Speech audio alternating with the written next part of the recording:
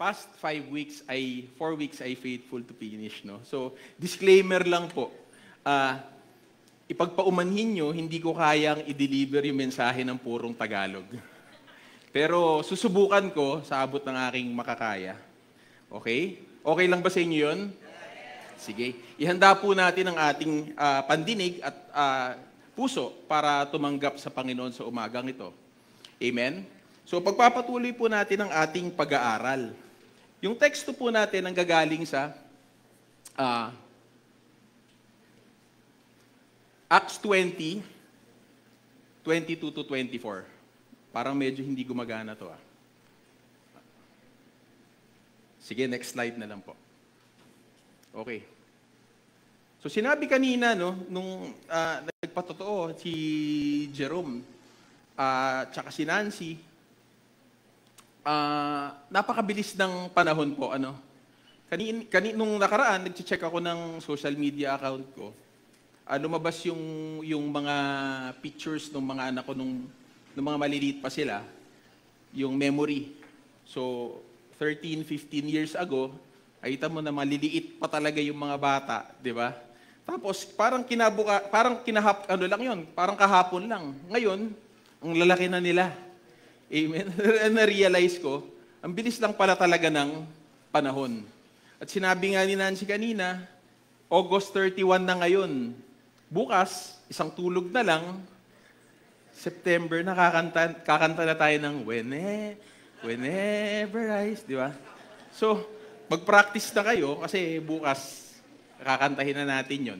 Anyway, willing to sacrifice. Okay, ito ang pamagat ng topic natin ngayon. Yung teksto natin, balikan natin, we have been studying this for the past 4 weeks, pero basahin po natin, sabi sa Acts 20, 22 to 24, and see, now I go bound in the Spirit to Jerusalem. Papunta po si Apostol Pablo nito sa Jerusalem. Matatandaan po natin na si Apostol Pablo ang tinawag ng Panginoon upang magpahayag ng salita sa mga Hintilo, sa mga Gentiles. Okay? Ang mga Gentiles po, sila po yung may dalawang klaseng tao lang nung panahon nila. Kung Hudyo ka o kaya Hintil ka. Pagka Jew ka, ikaw ay galing sa linya ni Abraham. O kaya galing ka sa bansang Israel. Lahat ng hindi Hudyo, ang tawag doon Gentile. So, kumbaga, kung Pilipino ka, isa kang Gentile, okay? So, kung taga-Syria ka, taga-Greece ka, taga-Amerika ka, kung hindi ka Jew, natural-born Jew, you are considered a Gentile, okay? So, si Apostol Pablo ang tinawag na magpahayag ng mensahe, ng gospel, ng magandang balita sa lahat ng Hintil. Okay. So ito, nandun na siya sa medyo padulo na nung kanyang ministry. Okay? So, after niya umikot sa iba-ibang lugar para magpahayag ng salita ng Diyos, ito na, sinasabi na niya na pabalik na siya sa Jerusalem. Sabi dito, not knowing the things that will happen to me there, hindi daw niya alam kung ano mangyayari sa kanya doon, except that the Holy Spirit testifies in every city, sa lahat ng puntahan daw niya na lugar. At sinasabi doon, saying that chains and tribulations await me. Okay? So, inaabangan na siya ng mga tao sa Jerusalem kasi gugulpihin na siya. Hindi. Parang ganon. Pahihirapan na siya o kung ano man gagawin. Kasi po, hindi po gusto ng mga Hudyo yung ginagawa niya na pagpapahayag. Amen? Dahil hindi sila naniniwala na si Jesus ang pinadala ng Diyos para iligtas ang sanlibutan. Amen. Meron silang ibang inaasahan. Malalaman po natin yan pagka napag-aralan natin. So, inaasahan nila isang king, isang ruler, isang glorious na personality.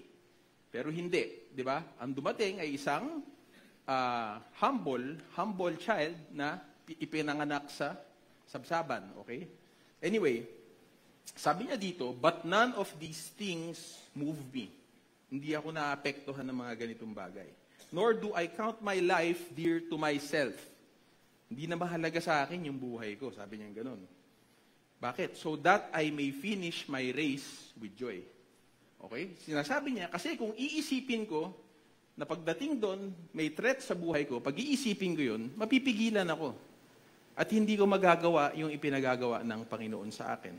Sabi niya, so that I may finish my race with joy and the ministry which I received from the Lord Jesus, ano yun? To testify the gospel of the grace of God. Amen? Pwede ba tayong yumuko sandali at manalangin? Panginoon, salamat po sa salita na aming nabasa, Panginoon. Dalangin namin, Panginoon, na bigyan mo kami ng puso, Panginoon, na handang tumanggap ng iyong salita, Panginoon. Gaya nung storya, Panginoon, sa Biblia, Panginoon, inaalis namin, Panginoon, ang mga dawag, Panginoon, ang mga bato, Panginoon, ang mga harang, Panginoon, ang mga hadlang, Panginoon, upang matanggap namin ng buong buo, Panginoon, ang iyong mensahe sa umagang ito, Panginoon. Sabahan mo lamang ako, Panginoon, iyong lingkod, Panginoon, gamitin mo ako, Panginoon, bilang iyong mouthpiece, O God, na tanging salita mo lamang ang aking maipahayag, Panginoon. Samahan mo kami ng iyong banal na Espiritu, Panginoon, and we release the spirit of peace, joy, Panginoon, in this place. Do what only you can do, our God. In Jesus' name, amen. Okay. So yun, nabasa natin yung storya ni Apostol Pablo. Diba? At malalaman natin dun sa mga napag-usapan natin ng mga nakaraang linggo, number 1, na ang buhay ay parang hamog lang. Amen? Nakakita na kayo ng hamog, di ba? Diba, sa madaling araw o sa umaga, pagka maagang-maaga, may hamog pa. Pero once na sumikat na yung araw, ano nangyayari? Hindi natin namamalayan, nawawala na lang. Diba? Gaya nung sinasabi ko kanina, ang bilis, magde-December na po. Diba? Parang kailan lang, summer, nag-outing ka pa ngayon. Pa-December na. At next year, magbe-birthday ka na ulit. Ang bilis lang po ng panahon. Hindi natin namamalayan. Diba? Ayun, anong gusto sabihin sa atin nun, mga kapatid? Ibig sabihin, dahil maigsi lang ang panahon natin dito sa mundo, wag natin siyang sayangin. Amen? Pag sinabi ko wag natin siyang sayangin, wag natin gamitin itong natitirang oras natin dito sa mundo para gawin ang mga bagay na hindi naman kaloob sa atin ng Panginoon. Amen? Amen? Pahalagahan natin yung oras natin dito sa mundo. Bakit? Kasi hindi natatapos dito. Ang pinaghahandaan po natin, dapat yung eternity. Alam niyo po ba eternity? Diba? Sabi sa Bible, after ng buhay natin dito sa lupa, meron pa tayong buhay na ibubuhay. Yun yung walang hanggan, diba? Ngayon, we should start planning where we will spend that eternity. Amen? So, ang nangyayari yun dito sa lupa. How we plan for eternity, you already do it here. Okay? So, tinuro po sa atin that we should start discovering the will of God for our lives. Amen? We must have the urgency to know the design of the Lord for us. Amen? Tanong mo sa sarili mo, wag mo nang sabihin, tanong mo lang sa sarili mo, alam ko na ba yung gustong ipagawa ng Panginoon sa akin sa oras na ito? Amen? Ako po ay 44 years old. Marami po sa atin, mas bata sa akin, meron sa atin, medyo mas nakaka-advance na. Di ba? Dapat po mga kapatid, itong series na to, pinagdadaanan natin kasi gusto nating malaman kung ano ang gustong ipagawa ng Panginoon para sa atin. Amen? Agree po ba kayo doon? Okay. Meron tayong unique. Sabihin mo nga unique. Pagka sinabi mong unique, sa'yo lang yun. Amen? Parang fingerprint, di ba? Walang tao na magkakaparehas ng fingerprint. At sabi nila, pati yung iris daw, unique yan. Kaya pagka sa mga security, di ba, fingerprint o kaya iris scan, di ba? Kasi yan ay isang bagay na unique sa'yo. Meron daw tayong unique na panawagan sa Panginoon, ang bawat isa sa atin. Amen? Okay? Gaya ng isang katawan, sabi sa Romans 12:4-8, sabi dito, for just as each of us has one body with many members, and these members do not all have the same function, so in Christ we, though many, form one body, and each member belongs to all the others. Amen po. Tayo po ay considered na parte ng katawan ni Kristo. Amen po ba? Naintindihan po natin yon. Tayo, di lang tayo sa Rema, ngunit lahat ng kapatiran na naniniwala at sumasamba sa Panginoong Jesus ay parte ng kanyang katawan. At sinasabi po dito, ang bawat parte ng katawan ay meron kanya-kanyang function. Amen? Ano ba yung function sa Tagalog? Basta may kanya-kanyang gamit. Okay? Hindi po tayo pwede lahat kamay. Di ba? Hindi po tayo pwede lahat bibig. Bakit pagka naging bibig po tayo lahat, ano mangyayari? Patay na, maiingay na, di ba? Okay, hindi tayo pwede lahat mata. Okay, so you get the point, di ba? Lahat tayo, meron tayong unique na function. Now, although we are many, we form one body. And each member belongs to all the others. Ano po ibig sabihin nun? Diba? Ang kamay, nandyan yan para suportahan yung pangangailangan ng katawan mo. Diba? Pampunas mo ng pang-ayos mo ng sarili mo. Diba? Nandyan yan para suportahan. Ano nangyayari pagka sa isang parte ng katawan may problema? Kunwari, ngipin ka. Pagka masakit, pagka may problema ka bilang ngipin, ano nangyayari sa buong katawan? 'Di ba? Buong katawan napipilay, 'di ba? Isang bagang lang 'yon, pero buong katawan hindi makapag-function dahil ikaw nangipin, ayaw mong mag-function ng maayos. Amen. Nakikita niyo po? Kunwari ang tiyan, ayaw makipag-cooperate sa katawan. Ano nangyayari? Buong katawan titigil dahil ayaw makiisa ng isang parte ng katawan. Ganyan din po tayo mga kapatid. Tayo ay bahagi ng isang katawan na meron tayong kanya-kanyang gamit o function sa kaharian ng Diyos. Naniniwala po ba kayo doon? Amen? Sabi dito, we have different gifts according to the grace given to each of us. Meron daw tayo kanya-kanyang kaloob. Sabihin mo nga kaloob. Okay, ano yung kaloob mo? Yan yung unique sa'yo. Yan yung talent mo. Yan yung mga bagay na gustong-gusto mong gawin. Na kahit ipagawa sa'yo yan maghapon, hindi ka magre-reklamo. Sino mahilig magluto dito? Di ba? Ang dami. Di ba kahit maghapon ka nagluluto, hindi ka naman naiinis? Di ba? Sino dito yung napakaraming talento na binigay ng Panginoon according to the grace that is given to each of us. If your gift is prophesying, then prophesy in accordance to your faith. If it is serving, then serve. If it is teaching, then teach. If it is to encourage, then give encouragement. Sa ibang version, if it is to give comfort, then give comfort. Okay? If it's giving, then give generously. If it is to lead, do it diligently. If it's to show mercy, do it cheerfully. Amen? At alam natin, marami pa yan. Diba? If you are a good listener, then be a good listener. If you are a good counselor, diba? If you are good at encouraging, nandyan yan, then encourage. Anong sinasabi dito ng Apostol Paul? Huwag natin sasayangin kung anong kaloob na binigay sa atin ng Panginoon. Amen? At kapatid, kung naririnig mo to, kung ano yung kaloob mo, alam mo yan at ikaw lang ang nakakagawa niyan. Na kung hindi mo gagawin yan at hindi mo gagamitin yan sa katawan ng Diyos, imagine what will happen to the body of Christ.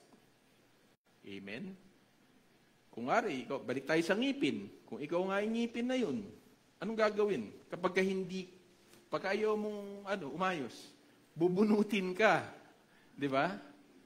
Bubunutin ka. Siyempre, hindi agad doon. Medyo ka muna, papastahan ka muna, di ba? Gagamutin ka muna.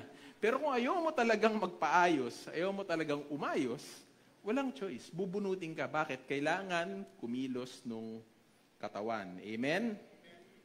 Sabi dito, each of us has been given a grace. Sabihin mo nga grace. Gracia. A gift from God, useful for service or ministry. Sa ibang translation po, ang ministry po, ang ibig sabihin niyan, service. Okay? Useful for service in the body of Christ. Pinag-uusapan natin, finish my course, run the race, do my purpose. Ano bang purpose natin, kapatid? Napakasimple. Hanapin mo yung talento mo, yung gift mo, yung kaloob mo, at gamitin mo para sa Panginoon. Amen? Amen.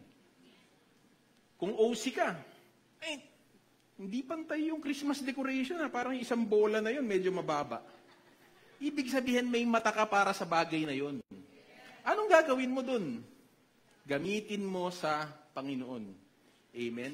Ako naniniwala ako lahat talaga tayo may kaloob. Amen? May talento ka sa pagnenegosyo, gamitin mo sa Panginoon. May talento ka sa pagtuturo, may talento ka sa pagdidisenyo, gamitin mo sa Panginoon, kapatid. Amen? Para sa benepisyo ng body of Christ. Amen po. Yan po, diyan nagsisimula yung race o yung karera o yung course na pinag-uusapan natin for the past weeks. And I hope that this time, nakukuha nyo na po. Nakukuha nyo na kung ano ang dapat nating gawin as members of the body. Amen?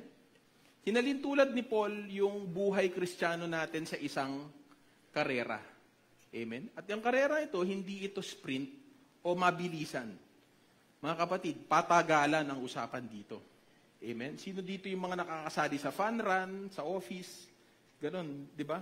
5 kilometers, 5, 10, half marathon, full marathon, 42. Di ba? Hindi ito usapan, anong ginagawa nila? Pagka nag-gun start na yan, bang! Hindi yan tumatakbo na parang hinahabol ng aso. Anong ginagawa nila? Pine-pace nila. Bakit? Kasi ayaw nilang maubusan ng lakas pagdating sa dulo at hindi na nila matapos ang karera. Sabi sa Hebrews 12:1-2, let us run with endurance the race that is set before us, looking unto Jesus, the author and the finisher of our faith. Amen? With endurance. Ano ibig sabihin nun? Kasi mga kapatid, along the way, while we are finishing or while we are running our race or our course, laging merong balakid. Amen? Laging merong haharang, laging merong pipigil sa atin.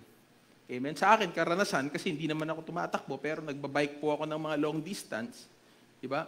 Nararamdaman mo na yung init, nararamdaman mo na yung pagod, yung gutom, yung pulikat, yung tuhod mo, umaayaw na. Diba? Pero hindi ka hihinto. Bakit? Kasi meron kang goal. Meron kang goal. Gusto ko nung finisher medal eh. Gusto kong tapusin kasi gusto ko yung, diba? Sabi dito, when you look unto Jesus, meron kang goal. The author and the finisher of our faith. Tayo na nasa ministry. Amen? Yung ministry natin, mga kapatid, laging may challenge. Lagi ko sinasabi sa worship team yan. Hindi laging smooth sailing. Sige, Lord, susunod ako sa iyo. Gagawin ko. Gagamitin ko yung kaloob ko para paglingkuran ka. Pero habang ginagawa mo yun, merong mga dumadating. May nakaka-offend na kapatid. Di ba? May pagsubok, kailangan ng commitment. Kailangan gumising ng maaga. Amen? Kung hindi klaro yung goal na tinitignan mo, hindi ka talaga tatagal. Amen? Lalo na sa worship team, hindi ka tatagal kung hindi ka talaga magko-commit. Amen? And I believe in other ministries, ganyan din.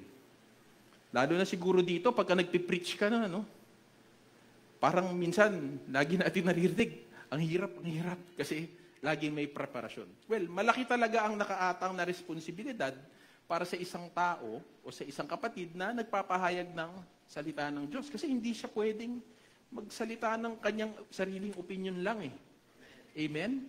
Dapat, kung ano ang sinasabi ng salita ng Panginoon, yun ang susundin natin. Kung hindi, kulto ang labas natin. Amen, mga kapatid? So, sa ministry, merong paghihirap, may suffering na kasama.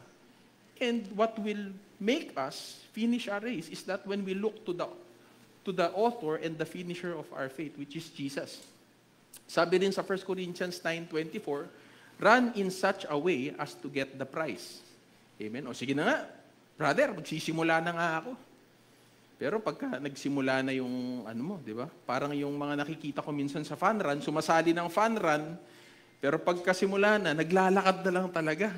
Nagiging alay-lakad yung yung fun run, no? Tapos may makikitang pika-pika sa gilid, kakain dun. Kada busog na, hindi na tatapusin, uuwi na. Di ba? No, run in such a way as to get the prize or the reward that is in the end. Amen? Gising pa po ba tayo? Amen. 2 Timothy 4:7. Sabi dito, finally, there is laid up for me the crown of righteousness, which the Lord, the righteous judge, will give to me on that day, and not to me only, but also to all who have loved His appearing. Amen? Yan yung pinaasam-asam ni Paul, the crown of righteousness. Ano ba yun, Brother Nick? Amen? Sabi sa akin, pagbabasa, yung crown of righteousness daw is a reward that God will give to you, to us in heaven, for those who have suffered and endured until the end. Amen? Hindi ibig sabihin nito, kung hindi mo inano yung karera mo, hindi ka na saved. No. That is not the question here. But when you start your race and you do it well and you finish it until the end, meron kang reward sa Panginoon. Amen? Sabi dito, which the Lord will give to me on that day, pagka nagkita na kayo. At sinabi ni Apostle Paul dito, and not to me only, sorry, si Timothy yata to, and not to me only, but also to all who have loved His appearing. Ano ibig sabihin nun? To all who have loved His appearing. Amen? Ni-imagine ko to, ano kayong itsura nito? Yung you love the appearing of the Lord. Naiisip ko si Adam and Eve. Nung nagkasala sila, tapos hinanap sila ng Panginoon, Adan, nasan ka?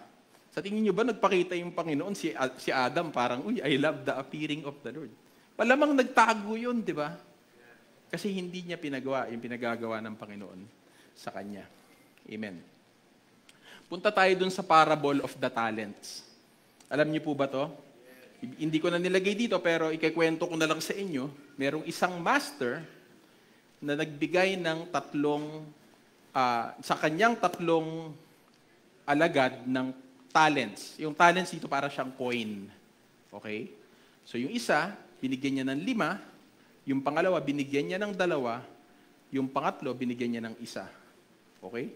So, umalis na siya, at yung naiwan na yon dun sa mga alagad niya, nung pagbalik niya, hinanap niya, o mag-accounting tayo, i-account niyo sa akin yung binigay ko sa iyo. Okay, sabi nung una, Master, yung binigay mo sa akin 5, 10 na ngayon, na doble ko. Diba? So, trinabaho niya, ewan ko kung anong racket niya, kung anong negosyo niya, pero naging 5, naging 10 yung 5 na ibinigay sa kanya. Sabi so, sige, very good.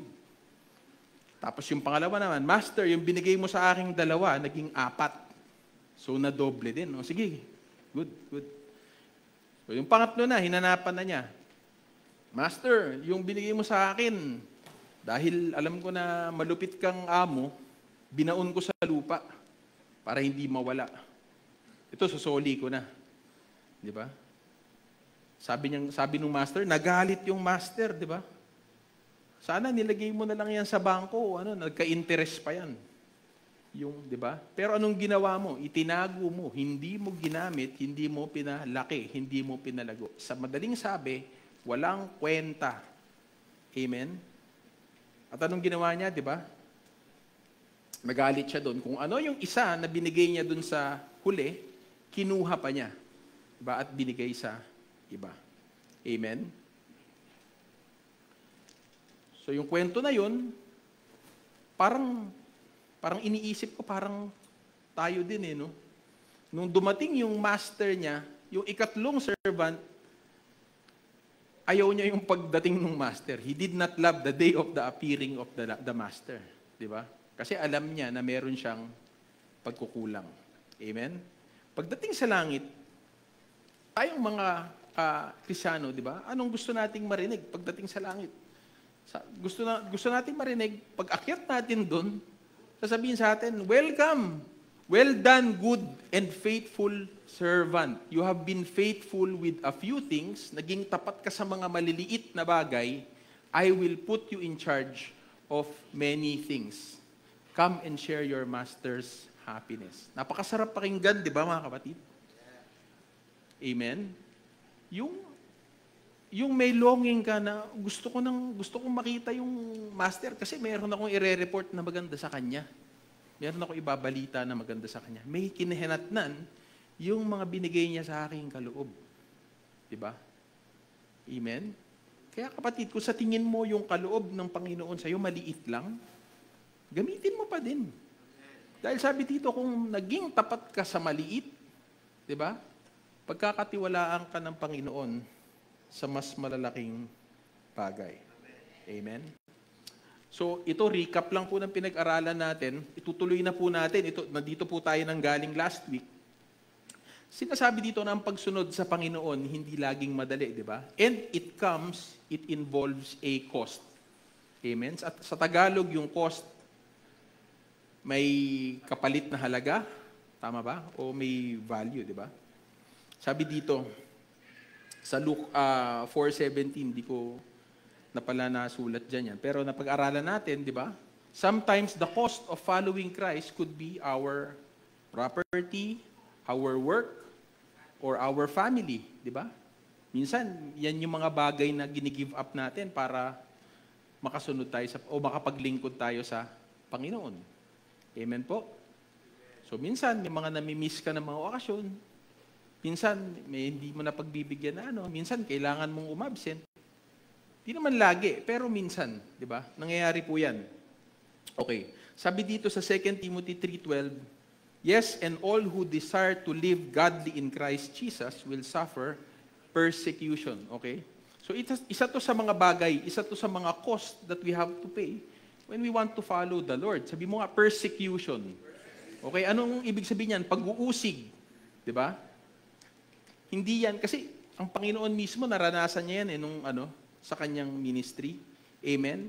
Example number 1, living a godly life will make you stand out in this ungodly world. Amen? Itong mundo na ginagalawan po natin, hindi po siya godly. Amen? Example, kunwari, estudyante ka. Tapos nakakilala ka sa Panginoon. Tapos dahil nagkaroon ka ng pagkakalanlan sa Panginoon, gusto mo nang gawin yung kalooban niya. Lord, di na po ako mangongopya, hindi na rin ako magkakating.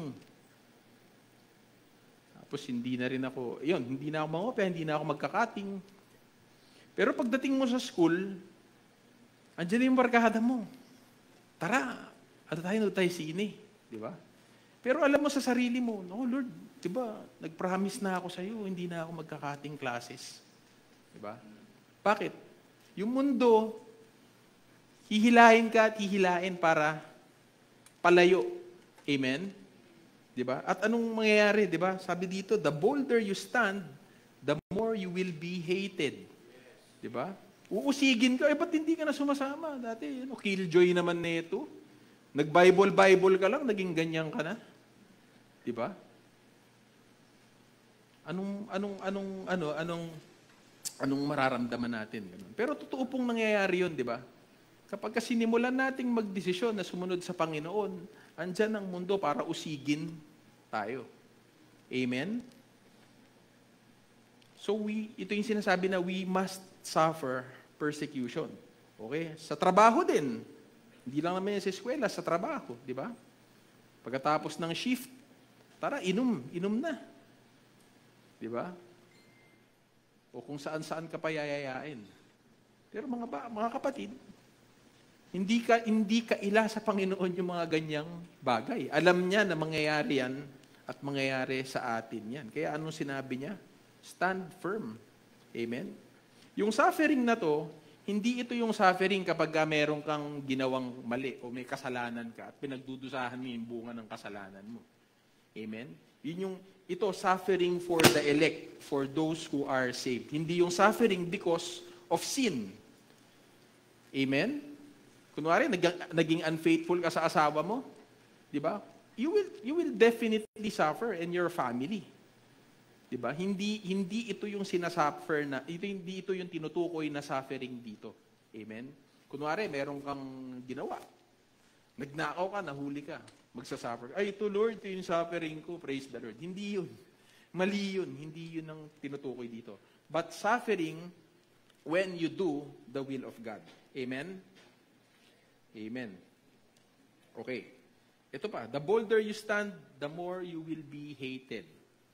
Okay? So, sa society natin, tanggap, di ba? Parang tinatanggap na po yung mga LGBT and all. Okay? We do not hate them, we love them, pero we cannot agree to everything that they will say. Di ba? Pagka sinasabi nila, yung pwede ka na gumamit ng CR nung babae. May anak akong babae, papayag ba ako nun? Di ba? Pero, sa word na to, pagka sumalungat ka sa gusto nila, hater ka na kaagad. Di ba? Na hindi po dapat ganun. Pero, nonetheless, we must stand for what we know is right. Amen? We must stand firm to our faith and to follow Christ. Kasama po talaga yan suffering. Living godly will not exempt us from persecution, but God promises that we will share in His glory. Amen?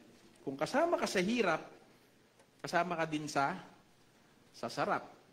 Diba? Now, if we are children, then we are heirs, heirs of God and co-heirs with Christ. If indeed we share in His sufferings in order that we may also share in His glory. Ganun daw po, sabi dito, ganun daw po ang mga anak ng Panginoon, ng Diyos. Amen? Do you identify as a child of God? Amen, 'di ba? Lahat tayo. Sabi dito, if you are a child, if you are one of the children, you are heirs, 'di ba? Tagapagmana ka daw ng Diyos. At kapwa tagapagmana ni Jesus. If indeed we share in His sufferings, in order that we may share also in His glory. Amen? Okay. Cost equals value equals honor. Anong gusto nating ano? Merong kwento sa 1 Chronicles, chapter 21-24, na inutusan ng Panginoon si Haring David na gumawa ng altar dun sa isang lugar. Forgot the name. Okay? Tapos pinuntahan ni David yung lugar na yon. Ang lupaing na yon pinagmamayari ni Ornan. Okay? So, ang storya, kinausap niya si Ornan, sabi niya, gusto kong bilihin tong lupang ito kasi inutusan ako ng Panginoon na maglagay ng altar dito. Ngayon, si Ornan, ang sabi niya, sige hari, walang problema. Sa iyo na yan, binibigay ko na sa iyo. Pati yung mga hayop na kailangan mong ialay, ako na magbibigay. Pero ang sabi ni David dito, sabi niya, then King David said to Ornan, no, but I will surely buy it for the full price. Amen? Hindi ako papayag na ibigay mo sa akin. Bibilihin ko yan kung magkano man yung presyo niyan. For I will not take what is yours for the Lord, nor offer burnt offerings with that which costs me nothing. Sabi ni Haring David, ayoko mag-alay sa iyo, Panginoon, o magbigay sa iyo na walang halaga sa akin. Amen? Parang tayo yan. Pag kami nang-arbor ng t-shirt, favorite mo yung t-shirt na yun. Diba? Parang hirap ibigay, diba? Pero kung hindi mo naman gusto yung t-shirt, sige lang, sa'yo na yan. Diba? Ang daling ibigay ng bagay na wala masyadong halaga para sa atin. Amen? Cost pertains to value. Amen? Ang isang bagay na nabili mo ng mahal o nakuha mo ng mamahaling presyo, binibigyan mo ng mataas na halaga. Amen? Kayo rin ba ganun? Kumari may paborito kong sapatos, di ba? Bili ko sapatos na to, minsan ko lang gagamitin para hindi malaspag. Di ba? May ganun tayo. Ako lang yata. Pero sige, okay lang. Ganun ako minsan, di ba? Pagka may bagay ka na pinahalagahan, hindi mo, iniingatan mo, nililinis mo, inaayos mo. Okay? So sabi dito, cost pertains to value. Sabi dito, and when you're willing to give something of value, it means that you honor the recipient. Amen? Yung mga may asawa dito, bakit kayo nagbibigay ng mga regalo na mamahalin sa mga asawa nyo? Kasi binavalue mo yung pinagbibigyan mo. Amen? Hindi ka magbibigay ng something na hindi naman kumurot sa'yo, di ba? So magbibigay ka. Kasi pagka, di ba, ganun po tayo. Di ba? Nagbibigay tayo ng mamahaling bagay sa mga mahal natin sa buhay. Bakit? Kasi mahal. Mahal natin yan pagbibigyan natin. Ganon din po sa Panginoon. When we pay the cost of following Christ, na-honor ang Panginoon. Amen?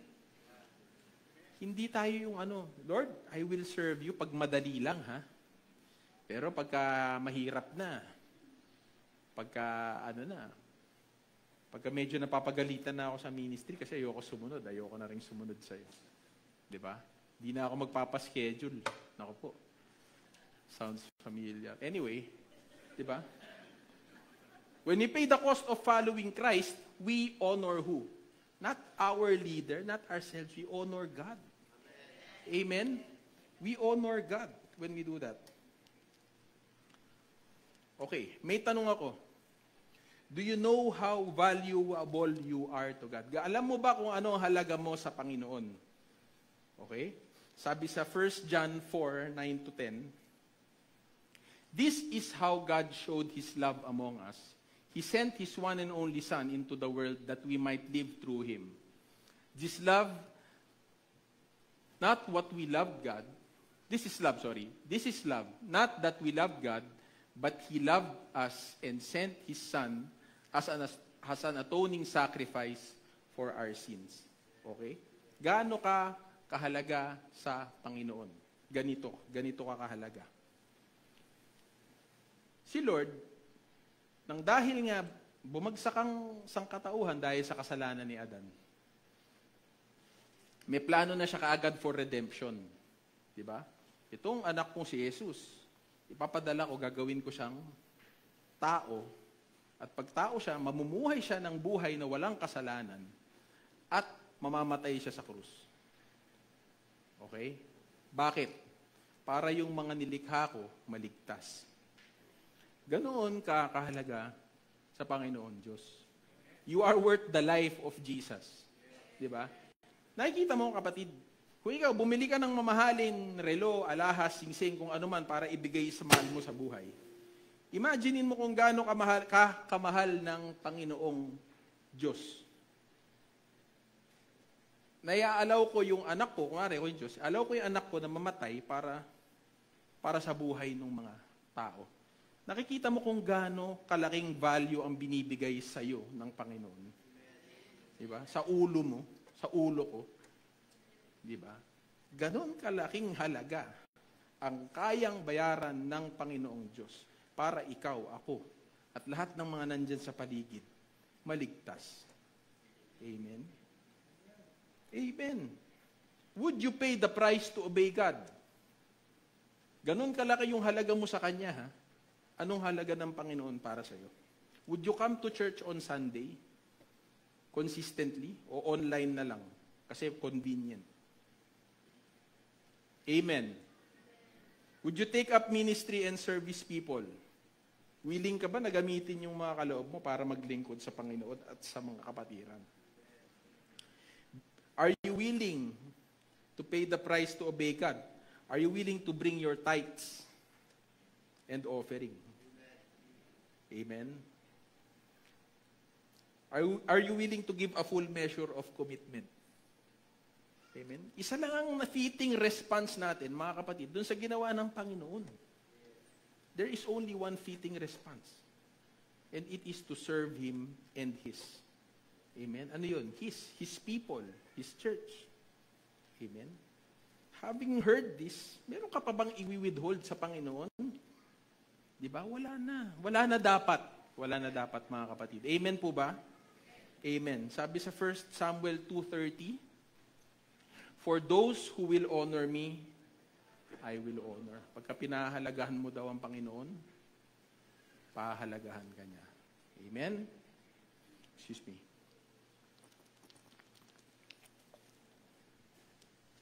Okay. Hindi po ako naninermon, ha? Konti lang. Okay. Willing to sacrifice. Ito pong Mark 8 hanggang Mark 10, Mark 8, 9, and 10. So, dito po, dinidescribe o kinekwento yung si Jesus, nagpapaalam na siya dun sa mga, o nagpaparinig na siya dun sa mga disciple niya na yung pagdadaanan niya. So, sabi niya dito, 3 beses niyang sinabi sa mga disipulo niya na magdudusa siya, papatayin siya, ipapako siya sa krus. Pero mabubuhay siyang muli. Pero dito sa 3 okasyon na to, hindi pa rin na-gets nung mga disciple niya yung mangyayari sa kanya. Amen? Bakit? Kung babasahin po natin yan, basahin niyo po sa bahay, Mark 8, 9, 10. Busy sila. Busy sila na mag-usap. Sino ang magiging pinakamagaling sa atin pagdating sa langit? Who will be the greatest among us when we get to heaven? Diba? Hindi nila napakinggan, hindi nila narinig na si Jesus nagsasabi na sa kanila na mamamatay siya. And anyway, basahin natin. He then began to teach them that the Son of Man must suffer many things and be rejected by the elders, the chief priests, and the teachers of the law. So ito yung magpapapatay sa kanya. And that he must be killed, and after 3 days, rise again. He spoke plainly about this. Kasual lang. Hindi siya parang parable na, yung mga parable, di ba, minsan ang hirap intindihan. Ito, plain lang, sinabi niya. Okay? And Peter took him aside and began to rebuke him. Sa Tagalog, kinuha siya ni Peter at sinimulan siyang pagalitan. Okay? Pagalitan niya ang Panginoon. But when Jesus turned and looked at his disciples, he rebuked Peter. Get behind me, Satan, he said. You do not have in mind the concerns of God, but merely human concerns. Amen? So parang istorya ni Paul, no? Alam niya na merong nag-aabang sa kanya na panganib. Ganito din si Jesus. He was fully aware na merong nag-aabang din sa kanya na danger. Pero hindi naging dahilan yon para hindi niya i-fulfill yung kanyang ministry. Okay. It is the basic human tendency to choose comfort over suffering. Agree po ba kayo doon? Amen, di ba? Simple lang yan sa atin. Pagka nasa labas tayo, mainit dito, hanap ako ng lilim. Di ba? Ganun ang natin. Kung saan tayo mas merong comfort, usually, ang tendency natin, doon tayo pupunta. Kaya maraming tao, ayaw nag-exercise. Bakit? Ang hirap eh. Amen? Kaya mas gusto nila, hindi mag-exercise. Mag-Netflix o ano. Alam mo masama doon, pero balanse lang po. Okay? Hindi laging madali yung gawin yung tamang bagay. At dito, si Peter, nire-rebuke niya ang Panginoon. Sinasabi yan na mamamatay ka. Hindi pa pwede. Pero hindi niya alam yung plano ng Panginoon para kay Jesus, di ba? Para sa sangkatauhan. Amen? Sabi sa Mark 8:31, ito yung katuloy ng storyang yon. Then he called the crowd to him along with his disciples and said, whoever wants to be my disciple must deny themselves and take up their cross and follow me. Amen? Hindi po sinabi dito mga kapatid na take up my cross ha. Nagsasalita si Jesus. Sabi niya gano'n, kung sino gusto maging disipulo ko, must deny themselves and take up their cross. Okay? Hindi sinabi ni Jesus na take up my cross. Amen? Bakit? Iba ang cross ni Jesus eh. Yung cross niya, yung suffering niya dun sa Calvary, di ba? Yung sasaktan siya, masusugatan siya, dadanak ang dugo niya, papapako siya sa krus. Di ba? Yun yung cross niya. Pero sabi dito, their cross. Ibig sabihin, meron tayong cross. May specific cross tayo. Si Apostle Paul, nung papunta siya sa Damascus, ano nangyari sa kanya? Hindi pa siya Paul noon, Saul pa siya. Nabulag siya. Di ba? Binulag siya. Nung nawala, pinapunta siya sa isang prophet, kay Ananias, at sabi ni Ananias, Lord, ayokong puntahan yun. Mamamatay tao yun. Papatayin ako noon kasi Kristiyano ako. Sabi niya ganun. Pero sabi ng Panginoon, huwag kang matakot kasi ipapakita ko sa kanya kung ano yung pagagawa ko sa kanya at kung ano yung mga bagay na yung suffering na dadanasan niya dahil sa akin. So yun yung cross ni Paul. to preach the gospel to the Gentiles and to suffer for the sake of the name of Christ. Amen? Ikaw kapatid, sa tingin mo, ano kaya yung personal cross mo? My cross is to mop the floor every Saturday for the church. Amen? It can be as simple as that. Amen? Pero ako, naniniwala ako na hindi natatapos dun yun. Amen? Bakit? Meron ka pang life testimony na kailangan mong ipamuhay sa harap ng mundo na hindi nakakakilala sa Panginoon. Amen? Yung cross natin, hindi lang dito sa church. Pero pagdating mo sa workplace mo, pagdating mo sa family mo, pagdating mo sa school mo, di ba? Yung papunta mo pa lang sa work may kumat sa'yo na motor. Kasama yun sa cross mo, kapatid. Mumurahin mo ba yun? Babatohin mo ng barya, anong gagawin mo? Di ba? These are parts of the cross that we bear. Amen? Why? So that the name of the Lord Jesus will not be defamed. Amen? Identified ka Kristiyano ka dahil Kristiyano ako, papamuhay ko yung buhay ko na nakikita si Kristo. Amen? Amen? Hindi lang sa paglilingkod. Okay? Nakikita ka si Kristo sa paglilingkod mo, nakikita si Kristo sa trabaho mo, nakikita si Kristo sa pamilya mo. Amen. At kung gusto mo raw sumunod sa Panginoon, gusto mong maging disipulo niya, it requires self-denial and taking up one's cross. Yung bukang-buka na yung bibig mo para magmura, pero hindi mo na lang minura. Amen? Yung asar na asar ka na, di ba, manununtok ka na, pero hindi mo ginawa. Amen? That is self-denial and taking up your cross. Luke 14:27, and whoever does not bear his cross and come after me cannot be my disciple. Okay. Mark 10:17-22, as Jesus started on his way, a man ran up to him and fell on his knees before him. Okay, ito yung kwento ng the rich young ruler. Okay, kung nabasa niyo na po ito. Good teacher, he asked, what must I do to inherit eternal life? Why do you call me good? Jesus answered, no one is good except God alone. Sabi ng Panginoon, you know the commandments. You shall not murder, you shall not commit adultery, you shall not steal, you shall not give false testimony, you shall not defraud, honor your father and mother.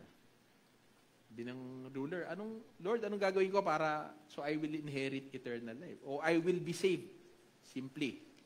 Sabi ng Panginoong Hesus, alam mo naman yung mga commandment, di ba? So, sinabi niya. Sabi nung the young man, sabi niya, teacher, he declared, all these I have kept since I was a boy. So, yung mga sinasabi mong yan, mga bata pa lang ako, ginagawa ko na yan. Sabi niya kay Jesus. And Jesus looked at him and loved him. Amen? One thing you lack, he said. Go, sell everything you have, and give it to the poor, and you will have treasure in heaven. Then come follow me. Amen? So nakikita natin dito yung cross noong rich young man, di ba? This is his cross. At this, the man's face fell.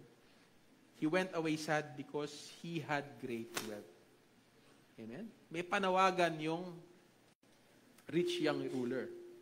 Sabi ng Panginoong Hesus sa kanya, ibenta mo yung ari-arian mo, ibigay mo sa may hirap, nangangailangan, so that you will have treasures in heaven, and then come, follow me. Ang tanong, willing ba si rich young man to sacrifice? Diba? Hindi niya ganun, hindi niya ginawa kasi nalungkot nga siya and he went away sad. Amen? God looks at the heart. Jesus' challenge exposed what's in the heart of the young ruler. Amen? Na-expose. Diba? Kung ano yung talagang mas mahalaga dun sa taong yon, which is his possessions. God did not want the young ruler's money. God wanted to be first place. Amen? Amen? Mag-reflect tayo sandali. kung ano yung gusto natin i-offer sa Panginoon, kung ano yung ano natin. Unang-una nating tatandaan, gusto ng Panginoon, first place siya sa buhay natin. Amen? Hindi niya sinasabi na live a life of poverty dun sa rich young man. Pero ang gusto ng Panginoon, first place siya sa puso mo. Amen? There is no standard rule for everybody. Okay? It's whatever He says to you. Doon sa example ni Zacchaeus, di ba? Anong sinabi ni Zacchaeus, ni Jesus kay Zacchaeus? Bumaba ka dito. Di ba si Zacchaeus yung umakyat ng puno? Bumaba ka dito. Punta tayo sa bahay mo. Di ba?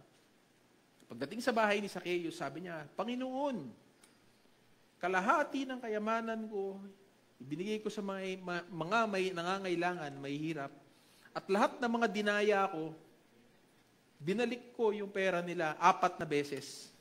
Di ba? Anong reply ng Panginoon? Today, salvation has come into your house. Amen? Hindi hiningi ng Panginoon yung lahat-lahat. Pero alam ng Panginoon na sa puso ni Zacchaeus, siya ang number 1. Amen. Okay? Sa atin yun din ang gusto ng Panginoon. What is in your heart that's keeping you from fully following God? What is taking the first place? So, tanong ko po yan sa inyo. Kayo na po ang sumagot yan. But ang gusto ng Panginoon, siya ang una sa puso mo. Yung ano bang inuuna mo dyan? Karir mo? Trabaho mo? Family mo? Ari-arian mo? Negosyo mo? Ang gusto ng Panginoon, siya ang una. Diba? Susunod na lang yung iba. Amen po? Amen. So may sacrifice po, ano? Okay. But hear this. Then Peter spoke up.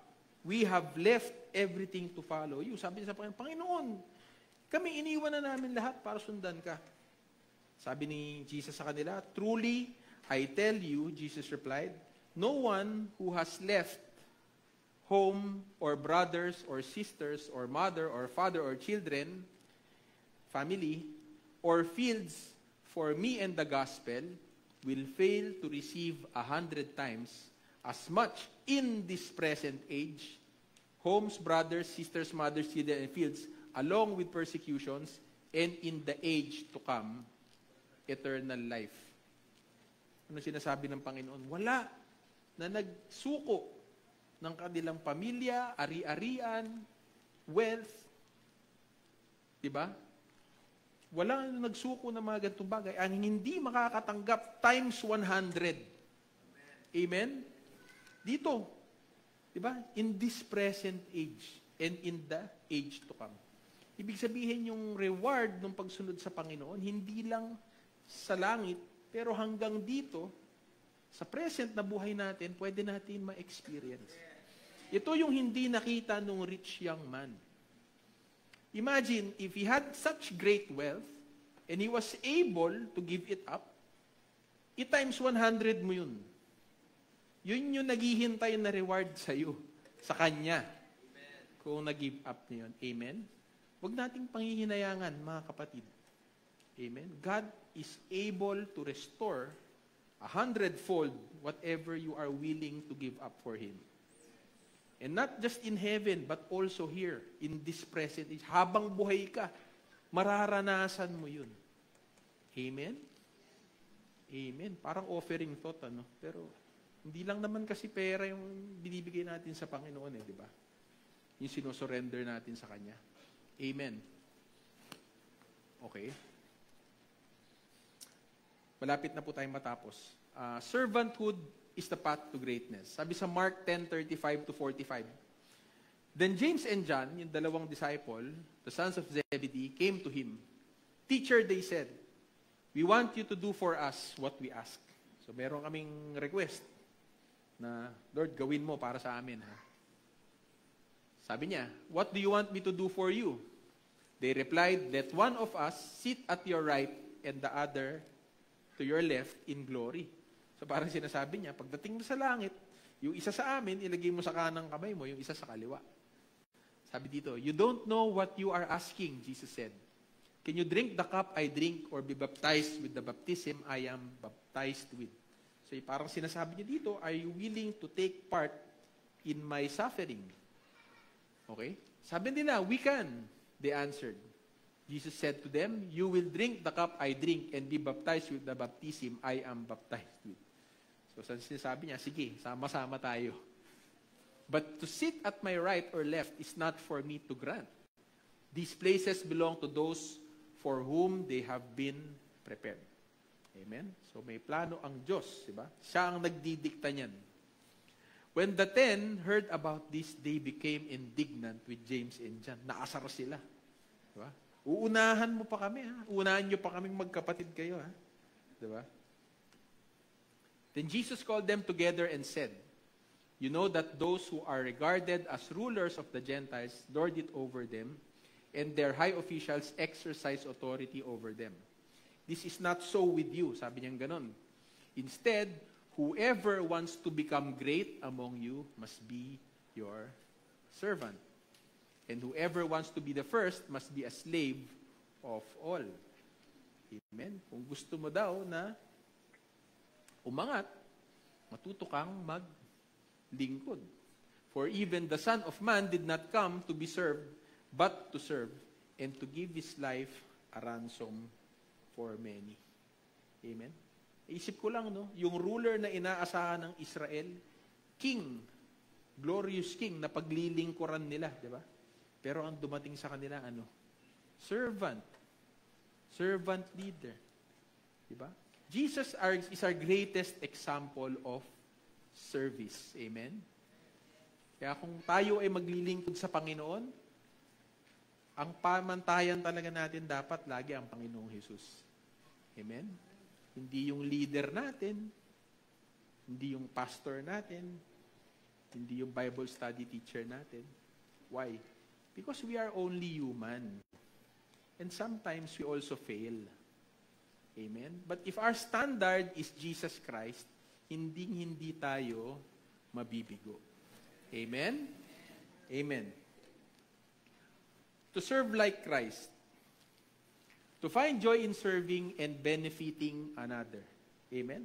Yung natutuwa ka kapag may na need ng ibang tao. Kapag ka ibang tao yung nakikinabang, natutuwa ka. Amen? Hindi ka naiinggit. Okay?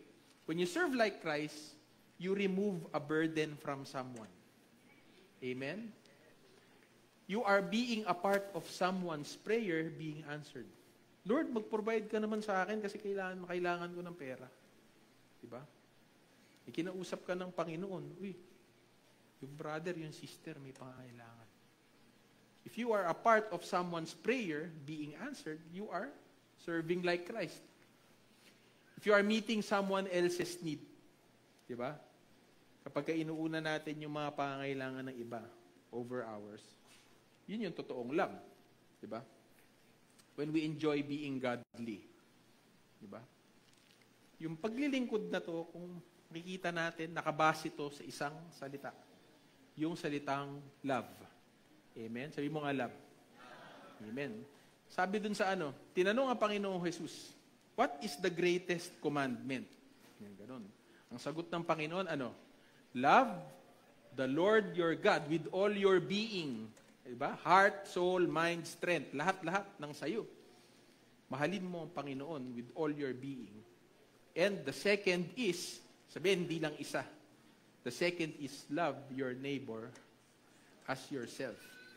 Amen? Kung gaano mo kamahal yung sarili mo, ganun mo din daw mahalin yung kapwa mo. Tanong, Panginoon, anong mas mahalaga? Yung mahalin kita o yung mahalin ko yung kapwa mo? Alam mo sasagot ng Panginoon sa'yo? Yes.